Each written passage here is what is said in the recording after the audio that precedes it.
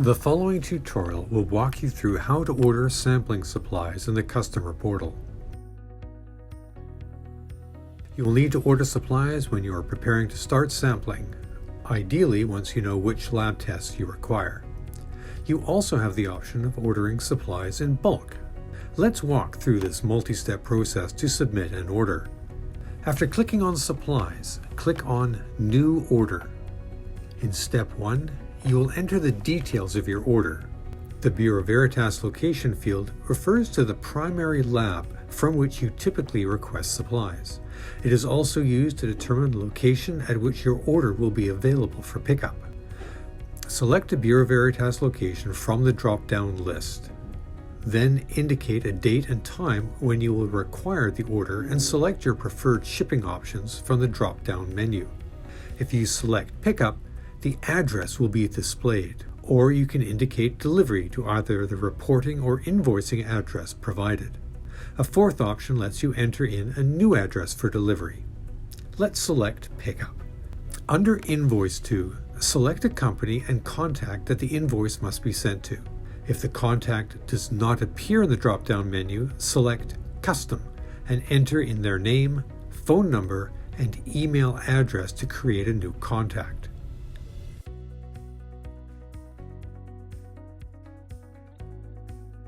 After entering the email address, hit the plus icon to submit the entry.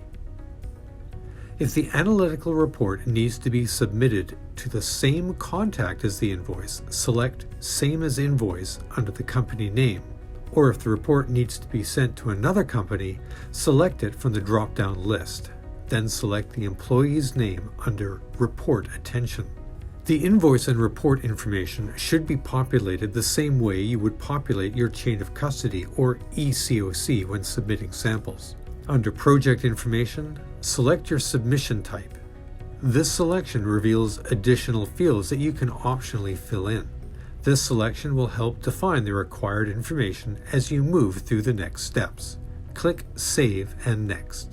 In Step 2, you will identify the tests you will be ordering. Choose from the list of quotes, which will display the available tests below.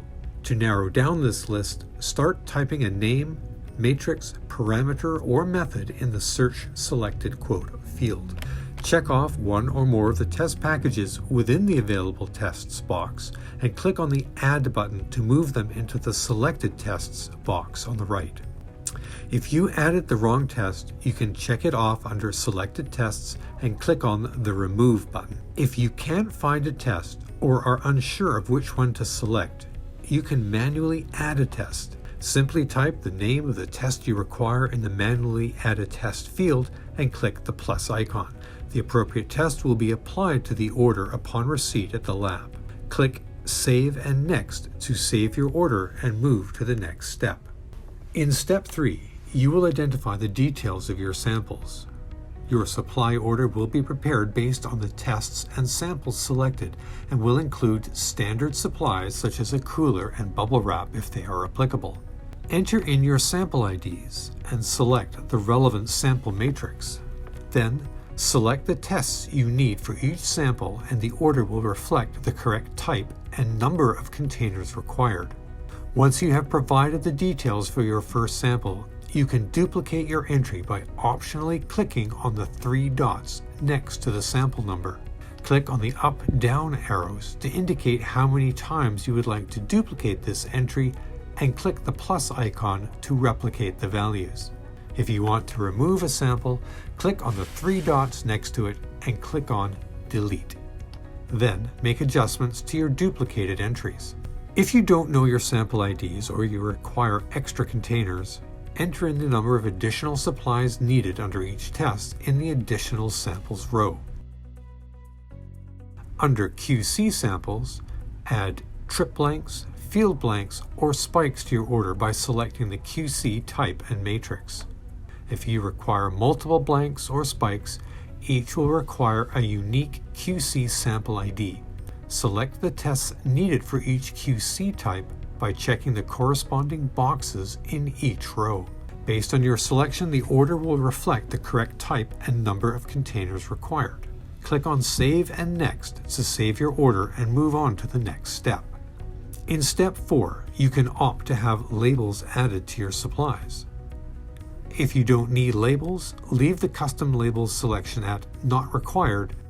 If you would like custom labels added to your order, select from one of the 2 other options in the drop-down menu. If you select Attach Labels to Containers, we will stick the labels on the supplies before they are packaged and delivered to you.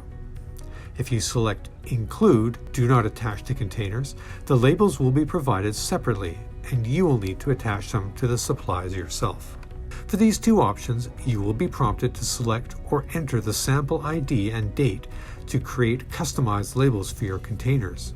You will see a preview of your label that reflects your changes as you enter them. Click the Save and Next button to save your order and move to the next step. In step 5, you can order additional supplies. You may enter keywords to search and filter through the list of supplies, or select from popular categories to narrow down the options. You can change how supply items are displayed by selecting the grid or list options next to View.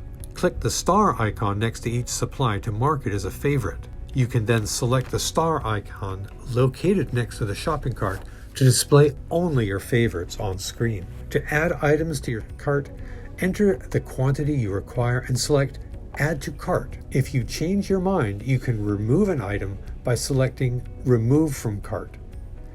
Items added to the cart can be viewed by clicking on the cart icon. Click Save and Next to finalize your order.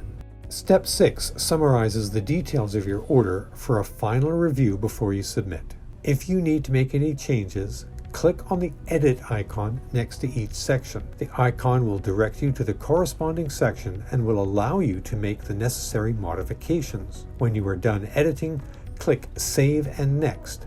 Then select Step 6 in the workflow to return to the updated summary page. If you would like this order prepared on a recurring basis, enter the dates required in the Repeat Order On field and hit the plus icon.